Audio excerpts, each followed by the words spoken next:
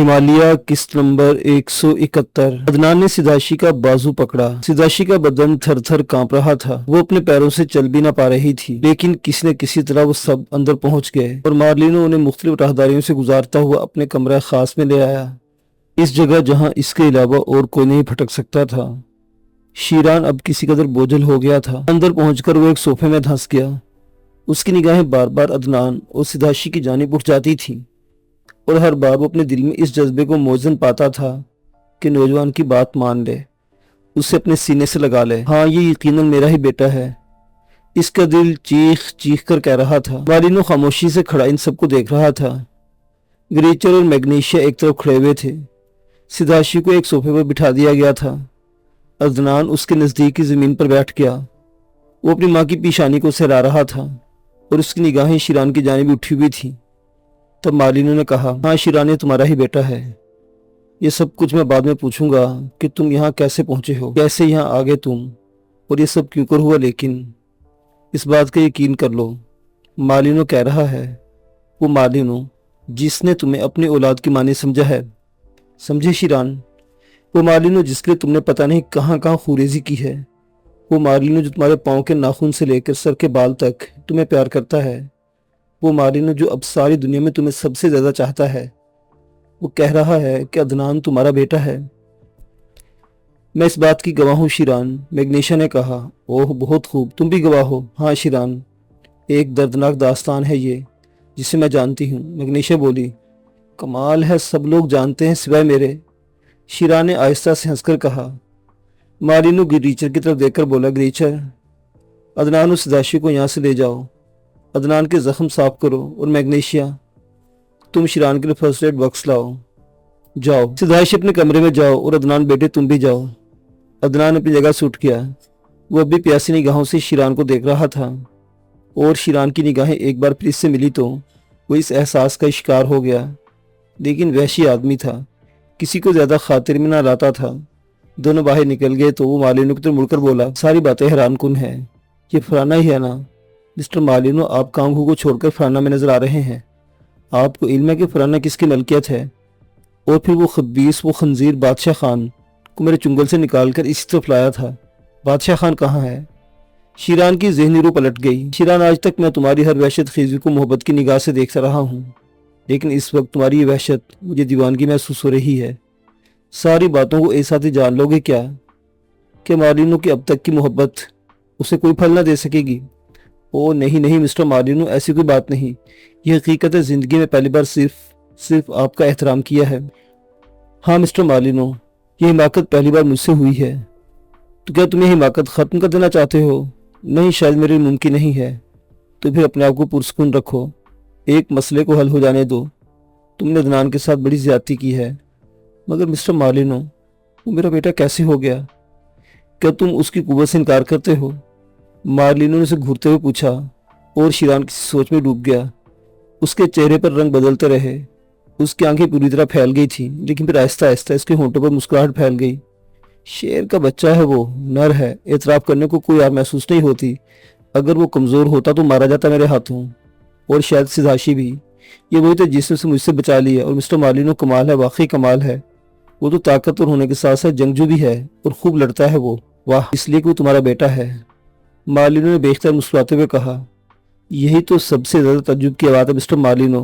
आप मेरे बुजुर्ग जरूर हैं, लेकिन जब कोई बात मेरे ज़हन में आती है तो मैं बेतकान कह देता हूँ, वो मेरा बेटा कैसे हो सकता है? आखिर कैसे हो सकता है? मुझसे सुनो, मुझसे पूरी बात सुनो शीरान। सिदाशी तुम्हें पहाड़ों में मिली थी, तुमने उसे मोहब्बत के रंग दिए से समझे। सिदाशी उन फाशाओं में से नहीं थी जो बस तुम्हारे एक इशारे पर तुम्हारी तहवील में आ गई थी। शायद तुम्हें ये बात याद हो कि सिदाशी ने अपने तौर पर तुमसे शादी की थी। अपने तौर पर? हाँ वाकई अपने तौर पर, मेरे तौर पर नहीं। नहीं शीरान, मैं ये बात तस्लीम नहीं करता। तुम्हारा जो दीन है, तुम्हारा जो मजहब है, मैंने उसके बारे में मुकम्मल मालूमात हासिल की हैं। क्या तुम अपनी मजहबी किताबों की आयात पढ़कर अपनी ज़ुबान से एक दूसरे को नहीं अपना लेते? क्या वो ज़ुबान के कहे हुए अल्फाज नहीं होते? बेशक उन आयात का तकद्दुस अपनी जगह, लेकिन ज़िंदगी भर की रफ़ाकत का एतराफ़ तो ज़ुबानी से किया जाता है, और सबसे ज़्यादा दिलों की सच्चाई इसमें शामिल होती है। सिदाशी ने सच्चे दिल से तुम्हें अपना शोहर कबूल कर लिया था, और अगर वो ऐसा न करती तो कभी खुद को तुम्हारे सुपुर्द न करती। मान लिया, चलो मान लिया कि ऐसा हुआ, मान लिया। अपने दिल से वो मेरी बीवी बन गई थी, लेकिन अदनान, तुमने उसे पहाड़ों से नीचे धकेल दिया था। मैग्नेश और ग्रीजर तुम्हारी तलाश में सरगर्दा थे। उन्हें सिदाशी नीम मुर्दा हालत में मिली। खुशबख्ती थी उसकी शायद, ये आसमान वाले का काम था कि वो बच गई। वो मरना चाहती थी। मैग्नेश और ग्रीजर उसे उठाकर मेरे पास ले आए। यहाँ उन्होंने उसे तिब्बी इमदाद दी, उसकी ज़िंदगी बच गई, बल्कि उस बच्चे की भी जो तुम्हारी औलाद था। काफ़ी दिनों के बाद ही पता चला कि सिदाशी तुम्हारे बच्चे की मां बनने वाली है।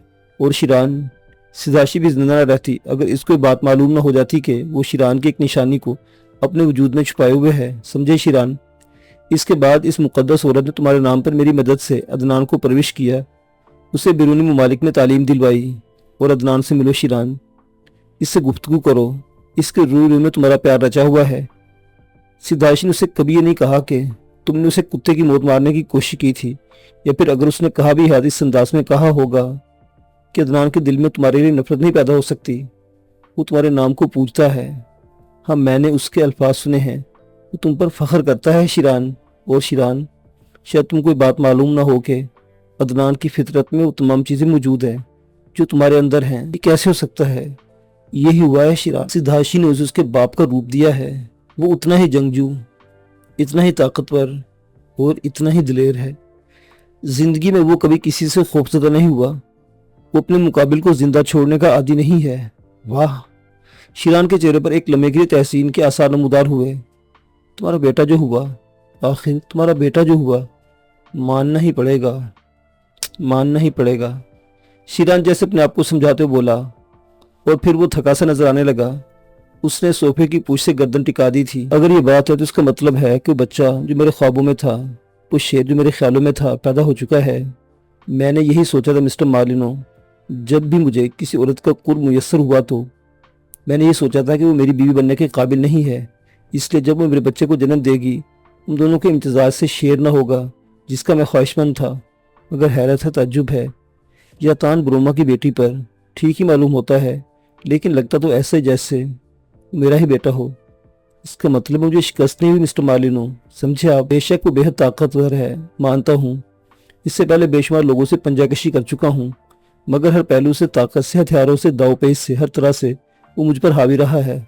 इसका मतलब है कि वो मुझसे कवी है। मान लिया मिस्टर मार्लिनो। जो बात हकीकत है, इसका एतराफ़ न करना मेरे ख्याल में मुनासिब नहीं है। तो फिर सबसे पहले हकीकत तस्लीम कर लो शिरान का अदनान तुम्हारा बेटा है। कहा ना मिस्टर मार्लिनो, मान लिया। फिर जाओ पहले से मुलाकात करो, तड़पता इस आरजू में कि एक बार अपने बाप के सीने से लग जाए। समझे? दीवाना इस आरजू का। कहाँ है? कौन सा कमरा है इसका? शिरान बेख्तियार अपने जगह से उठ खड़ा हुआ। आओ मैं तुम उसके दरवाजे पर छोड़ाऊं, मैग्नेशिया ने कहा, और शिरान उसके साथ बाहर निकल गया। मार्लिनो के होंठों पर एक आसूदा मुस्कुराहट फैल गई थी। मैग्नेशिया उसे मुख्तलिफ राहदारियों से गुजारती हुई एक कमरे के दरवाजे के सामने ले आई। जाओ, अंदर मौजूद है, लेकिन please mister Sheeran, please. Sheeran ने मुस्कुराते हुए देखा और फिर दरवाजा खोलकर अंदर दाखिल हो गया। अंदर एक मुसहरी पर सिदाशी बेसुध पड़ी थी। अदनान उसके पैरों के नजदीक बैठा हुआ था, उसकी गर्दन झुकी हुई थी। सिदाशी की आंखें आंसुओं से तर थी, और आंसू की नमी अदनान की आंखों में भी थी। शिरान को देखकर दोनों ही चौंक पड़े। अदनान एक बार फिर खड़ा हो गया था, लेकिन अब वो सर्द निगाहों से शिरान को देख रहा था। अदनान सलामन, शिरान का बेटा क्यों? शिरान आहिस्ता आहिस्ता आगे बढ़ते बोला, लेकिन अदनान खामोश खड़ा रहा था। तब शिरान ने सिदाशी की तरफ देखा, उसके करीब पहुंचकर बोला, क्यों चूया, क्या ये सच है? क्या ये वाकई तेरे ही वतन से बरामद हुआ है? कमाल है वैसे ना, खुदा की कसम नर है। शिरान अदनान की तरफ पलटा और फिर उसे दोनों बाजू फैला दिए। दफतनी अदनान के चेहरे पर मुसर्रत के आसार नमूदार हुए और वो दौड़कर शिरान से लिपट गया। बाबा, बाबा शिरान, ओए बाबा कहकर मुझे बूढ़ा मत बना। मैं अभी जवान हूँ, अभी मैं शेर हूँ। यूँ समझो कि मेरी जवानी तुझे मिल गई है और किसी बेवकूफ़ का बढ़ापा मुझे। यही वजह थी, वरना किसी में मजाल थी कि वो तेरी मुँह में शिरान की कुव्वत को ललकार सकता।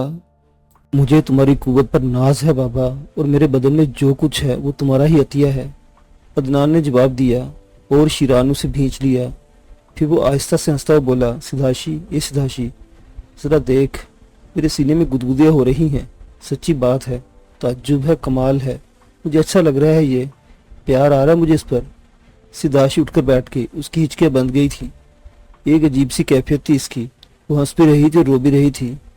تب شیران نے اس کا بازو پکڑا اور اسے کھڑا کر کے اپنے بازو کے ہلکے میں لیتا بولا، غلطی ہو گئی سداشی، مان لیا غلطی ہو گئی تم دونوں، مگر قصور میرا بھی تو نہیں۔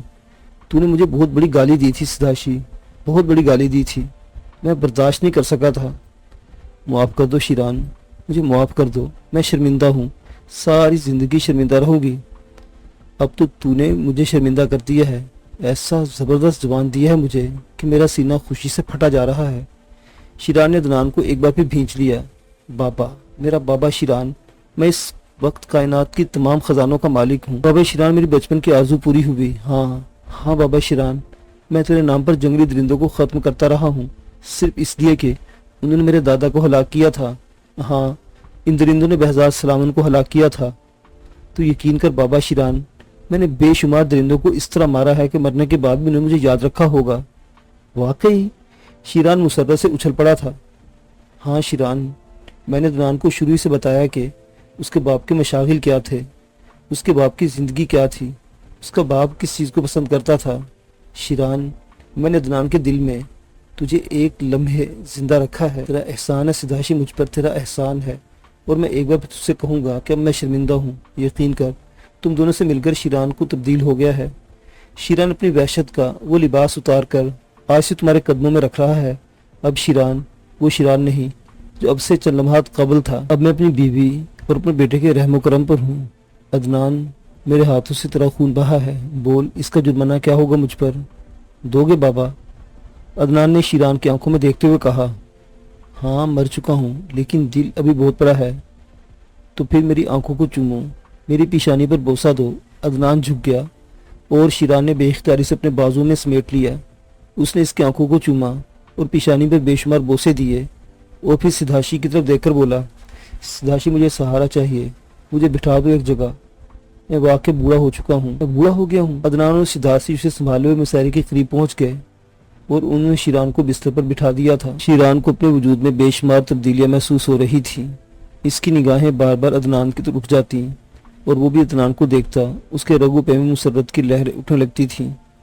سداشی اس کی کیفیت کو محسوس کر رہی تھی، اس کا دل مسرت سے لبریز تھا۔ شیران واپس آ گیا تھا، بڑی امیدیں وابستہ کی تھی اس نے اس دن سے، بڑا مان تھا اسے اپنی محنت، اپنی کاوش پر، اور اس مان کا اسے بھرپور صلہ ملا تھا۔ بہت دیر اس طرح گزر گئی۔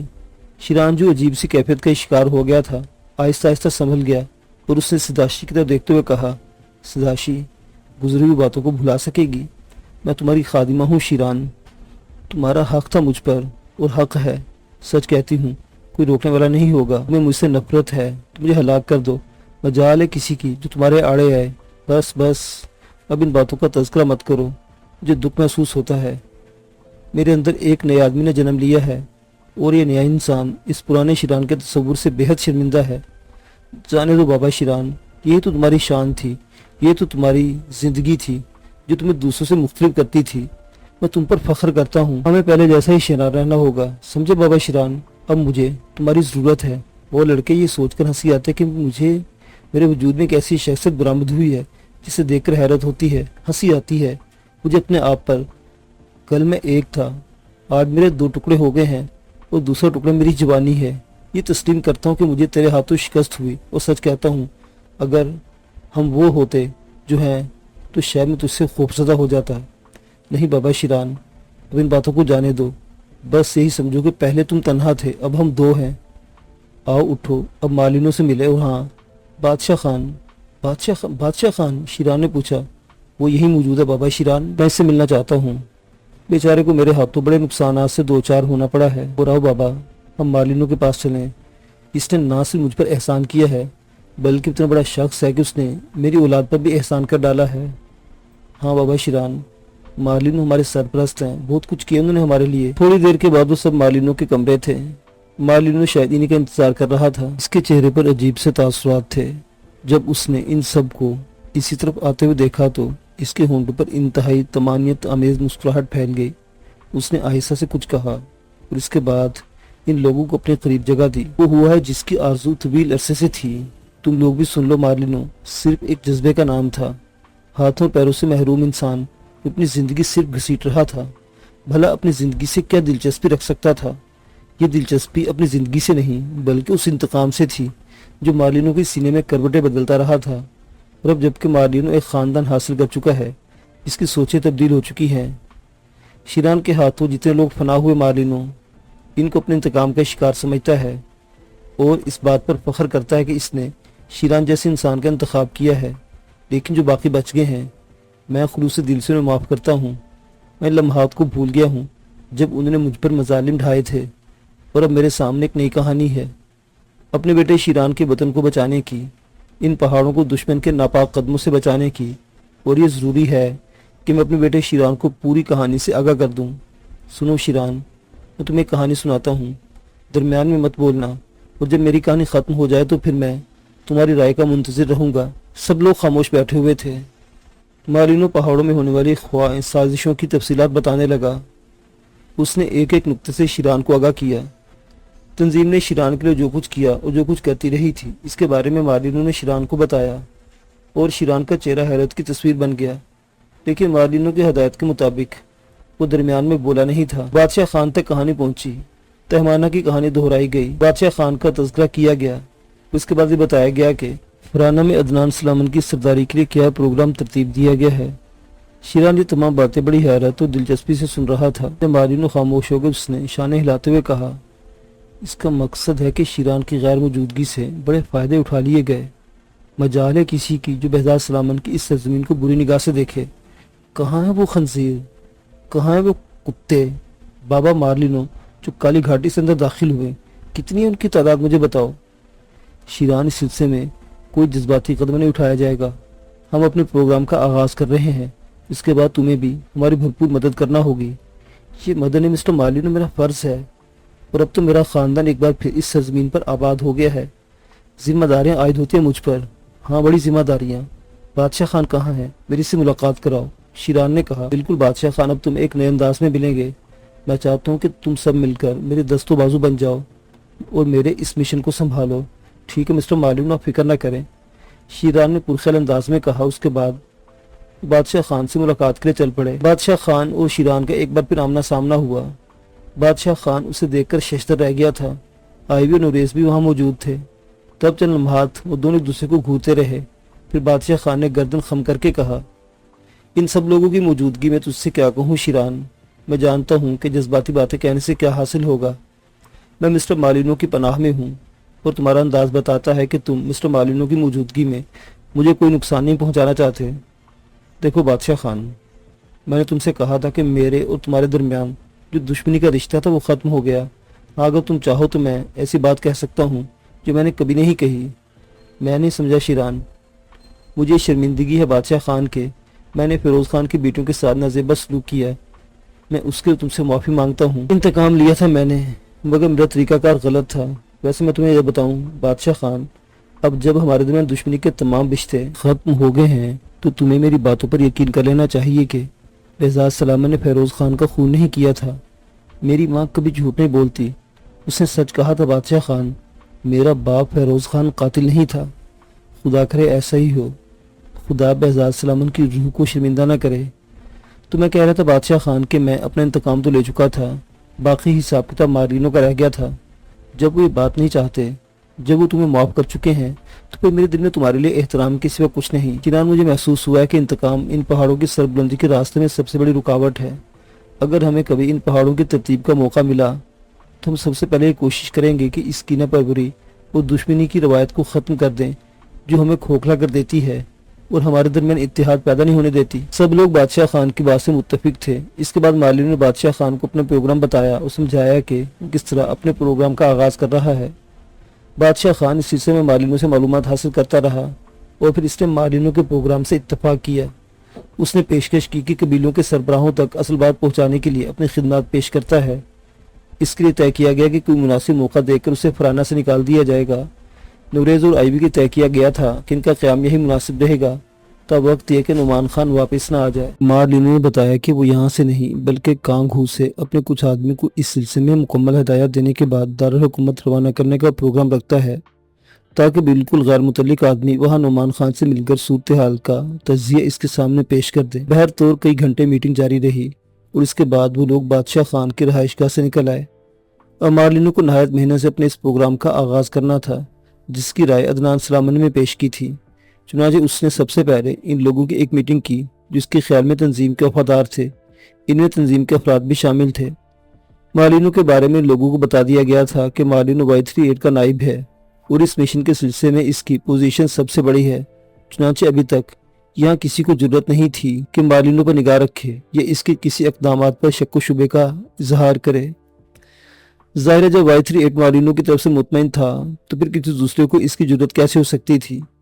مارلینو ان لوگوں سے اپنا پروگرام بتایا اور اعلان کیا کہ آج سے تیسرے دن اس کام کا آغاز کر دیا جائے گا، اور پھر وہ تیسرا دن فرانہ کی زندگی میں انتہائی ہنگامہ خیز اور سنسنی خیز تھا جب فرانہ کے بہت سے گلی کوچوں سے بے شمار باشندوں کو گرفتار کیا گیا اور انہیں فرانہ کی جیلوں میں ٹھونس دیا گیا۔ اس کے بعد اعلان کیا گیا کہ عدنان سلیمان ترابزان کے شیران کا بیٹا فرانہ کا نیا حکمران ہے اور سردار ہے۔ کام کچھ اس انداز میں ہوا تھا کہ فرانہ کے رہنے والے حیران رہ گئے۔ اس کے باوجود غیور لوگوں نے فرانہ کے محل تک پہنچنے کی کوششیں کر ڈالی کہ آخر عدنان سلیمان کو کس بنیاد پر فرانہ کا سردار منتخب کیا گیا ہے۔ اس سے پہلے ہی سے تمام معاملات طے کر لیے گئے تھے۔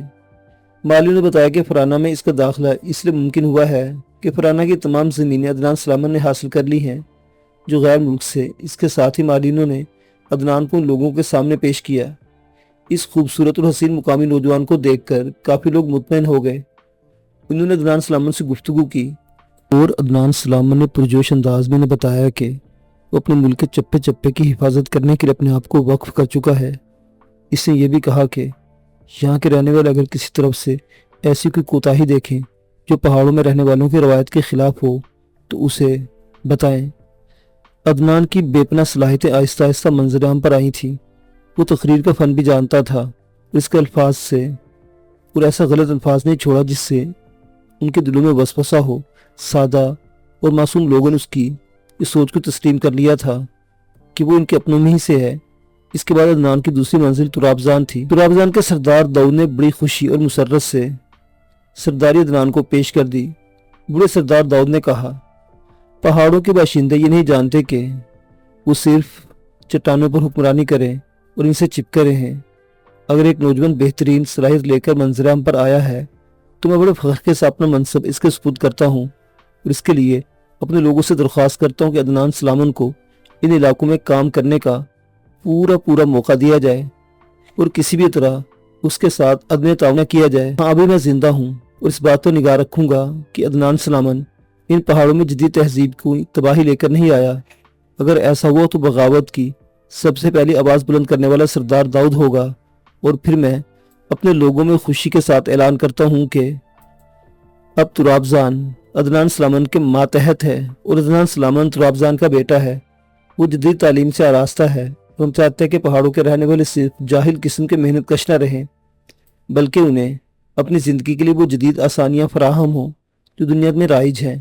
ہم اپنی روایت کا تحفظ کے ساتھ ساتھ اگر کچھ آسانیاں اپنا لیں تو میں سمجھتا ہوں کہ کوئی بری بات نہیں ہے۔ اس طرح ترابزان بھی عدنان سلیمان کے ماتحت آ گیا۔ اس کے بعد تیسری اہم جگہ تہمانہ تھی۔ تہمانہ میں تنظیم کے وہ ارکان جو تہمانہ کے محل میں تنظیم کے لیے مصروف کار تھے عدنان کے معاون بنے۔